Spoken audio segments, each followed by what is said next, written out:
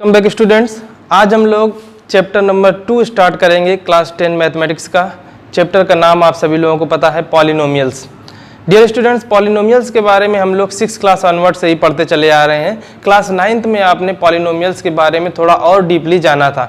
वहाँ पे हमने ये जाना था what is polynomial in one variable and what is the degree of a polynomial. Polynomial in one variable का मतलब, सपोज आपको एक पॉलिनोमियल दे दिया गया 7x + 5। This is a polynomial whose degree is 1 and variable is 1. X is variable here and degree is 1. अगर हम दूसरे polynomial की बात करें 2y² + 5y + 7, तो ये भी एक पॉलिनोमियल है जिसमें वेरिएबल y है और इस पॉलिनोमियल की डिग्री 2 है। इसी तरह से अगर हम एक और पॉलिनोमियल ले लें 3z³ + 2z² + 5z - 7, तो ये भी एक पॉलिनोमियल है जिसकी डिग्री 3 है और यहाँ पे वेरिएबल z है। तो ये तीनों examples polynomial in one variable के हैं। डिग्री यहाँ पे वेरी कर रही है। ये फर्स्ट डिग्री का एग्जाम्पल है, सेकंड डिग्री पॉलिनोमियल है, थर्ड डिग्री पॉलिनोमियल है। तो इस तरह से हम लोग पॉलिनोमियल्स के बारे में थोड़ा सा जानते हैं। इसके अलावा हम लोग इन पॉलिनोमियल्स के नाम भी जानते हैं कि किसी भी पॉलिनोमियल जिसकी डिग्री 1 है ये लीनियर पॉलिनोमियल होता है, जिसकी डिग्री 2 है ये क्वाड्रेटिक पॉलिनोमियल होता है और जिसकी डिग्री 3 है ये हमारा क्यूबिक पॉलिनोमियल होता है। तो आप लीनियर पॉलिनोमियल की डेफिनेशन बता सकते हैं। A polynomial of degree 1 is called linear polynomial, a polynomial of degree 2 is called quadratic polynomial, a polynomial of degree 3 is called cubic polynomial. If we have a polynomial p of x is equal to 7x + 2, हमारे पास ये एक polynomial है और हम इस polynomial की value eight x = 1 पे देखें तो हमें p of 1 क्या मिलेगा? 7 × 1 + 2, तो यहाँ से 7 + 2 9 हमें वैल्यू मिल गई इस पॉलिनोमियल की एट x = 1। अगर हमें एट x = 2 पे देखना हो तो हम यहाँ पे p of 2 निकाल सकते हैं। 7 × 2 + 2, दिस इज 7 × 14 + 2 और अब वैल्यू हमें मिल गई 16। और अगर हम इसकी वैल्यू किसी भी पर्टिकुलर पॉइंट k पे निकालना चाहें तो p of k = मिल जाएगा 7k + 2। तो ये तो तरीके हैं सॉल्यूशन निकालने के। अब हम बात करेंगे कि किसी भी पॉलिनोमियल का ज़ीरो क्या होता है। मान लीजिए हमारे पास कोई एक पॉलिनोमियल p of x है और x = k पर यदि p of k की वैल्यू 0 हो जाती है तो हम बोलते हैं कि x = k is a zero of this polynomial। बड़ी आसान सी बात है। सपोज आपके पास एक पॉलिनोमियल है x - 2 और यहाँ पे अगर आप x की जगह पे 2 रख दें एट x = 2 तो आपको p of 2 मिलेगा, means 2 - 2 this is equal to 0। तो इसका मतलब है कि इस पॉलिनोमियल x - 2 का एक सोल्यूशन x = 2 है। x = 2 is a solution of this polynomial.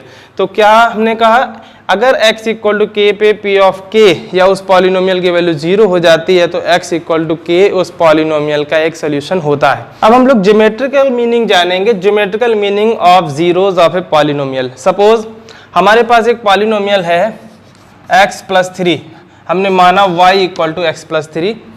y एक पॉलिनोमियल है जिसका वेरिएबल x है और y की वैल्यू x + 3 है। अगर हमें इस x + 3 पॉलिनोमियल को ग्राफ पेपर में रिप्रेजेंट करना हो तो हम क्या करते थे? 9th क्लास में आप लोग जानते हैं हम x और y की कोई भी 2 वैल्यूज़ निकाल लेते थे और उन दोनों वैल्यूज़ को कोऑर्डिनेट्स बना के कार्टेशियन प्लेन में रिप्रेजेंट करते हैं। सपोज यहाँ से हम देखें जब x = 0 होगा तो हमें y की वैल्यू 3 मिल जाएगी और जब y = 0 होगा तो x की वैल्यू -3 मिल जाएगी। यानी कि हमें 2 कोऑर्डिनेट्स मिल गए, 0,3 एंड -3,0। ये 2 सोल्यूशन है इस पॉलिनोमियल के।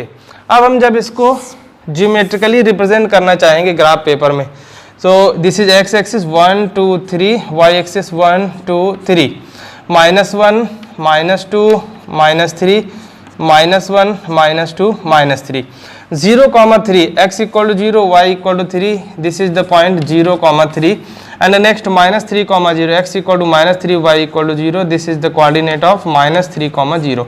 इन दोनों पॉइंट्स को मिलाने वाली जो लाइन होगी ये लाइन y = x + 3 को रिप्रेजेंट करेगी।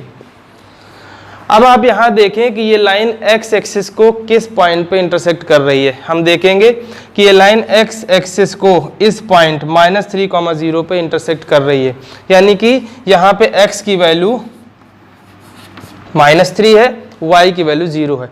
तो x इक्वल टू -3 इस पॉलिनोमियल का एक सॉल्यूशन कहलाएगा। ये ज्योमेट्रिकली हम जान सकते हैं। ज्योमेट्रिकली सॉल्यूशन निकालने के लिए हमें सिर्फ ये देखना है कि जब हम किसी भी पॉलिनोमियल को ग्राफ पेपर में रिप्रेजेंट कर रहे हैं तो वो पॉलिनोमियल उस x एक्सिस को कितनी बार इंटरसेक्ट कर रहा है, कहाँ पे इंटरसेक्ट कर रहा है। हमने इस x+3 पॉलिनोमियल को जब हमने ग्राफिकली रिप्रेजेंट किया तो हमने देखा कि ये पॉलिनोमियल x एक्सिस को इस पॉइंट -3,0 पे इंटरसेक्ट करता है।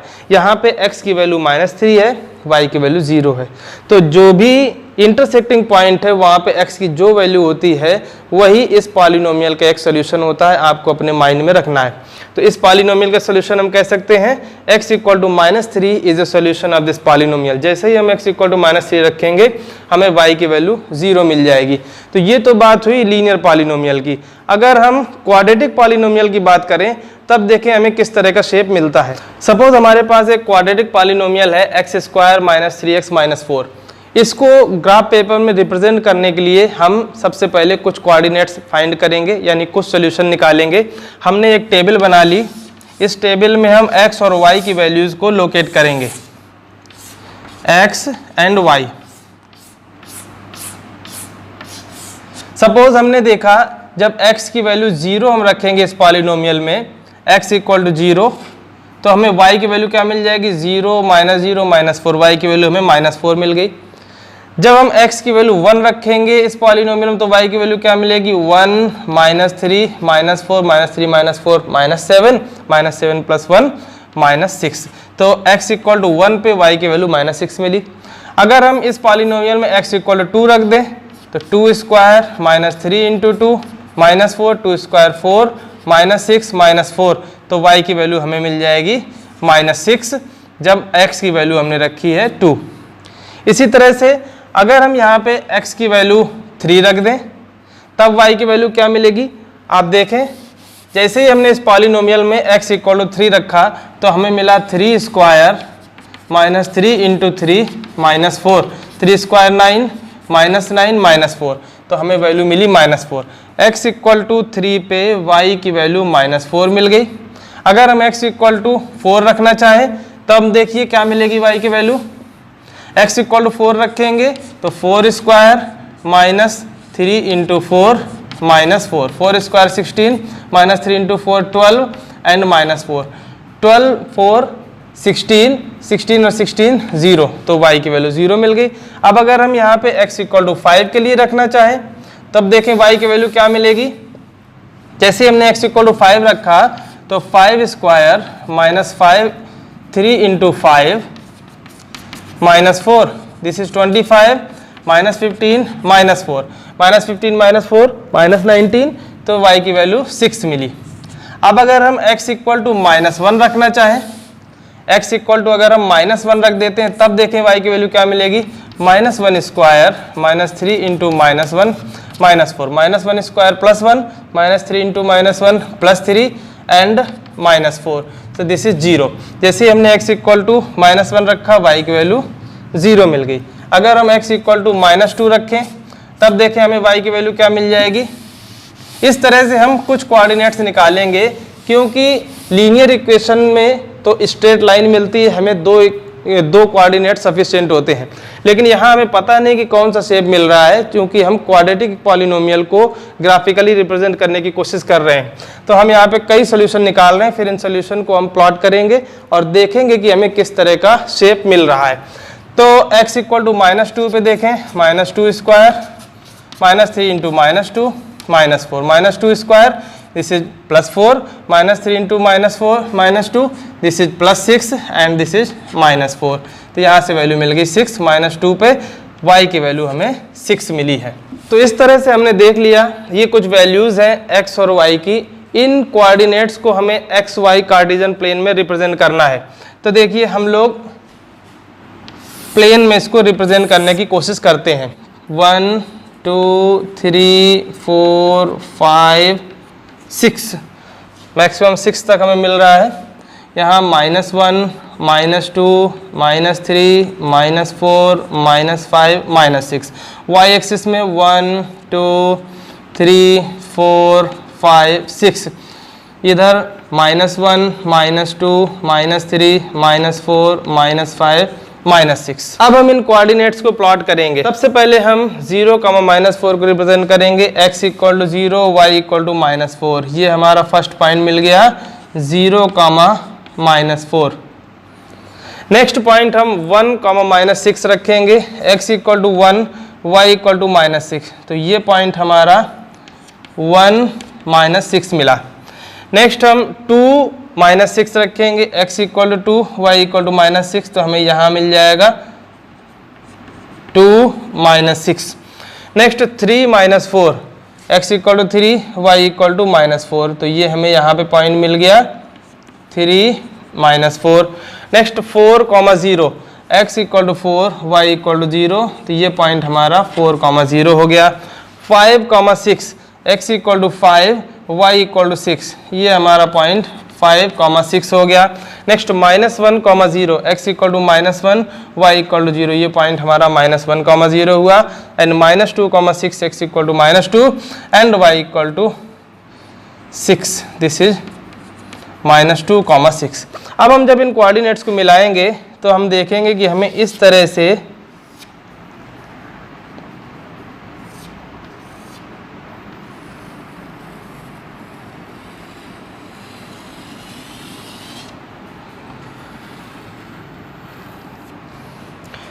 तो जब हम इन कोऑर्डिनेट्स को मिला रहे हैं तो हमें इस तरह का एक शेप मिल रहा है।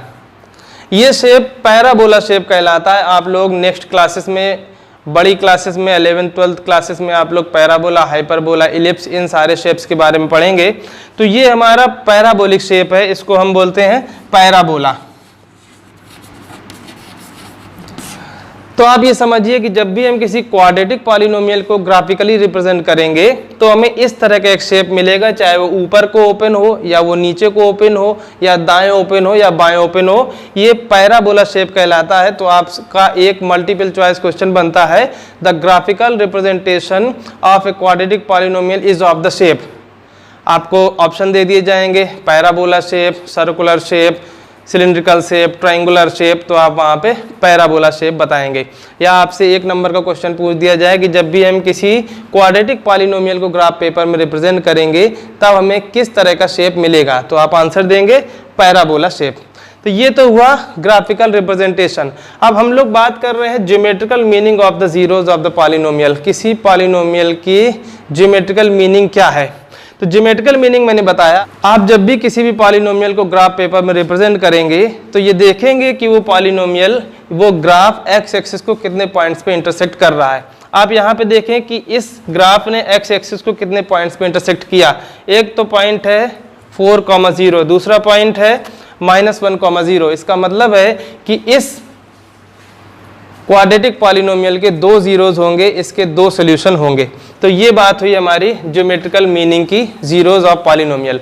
अब आप लोग इस नॉलेज के साथ अपनी फर्स्ट एक्सरसाइज सॉल्व कर सकते हैं। आप लोग देखें, एक्सरसाइज 2.1 का फर्स्ट क्वेश्चन आपकी स्क्रीन में है।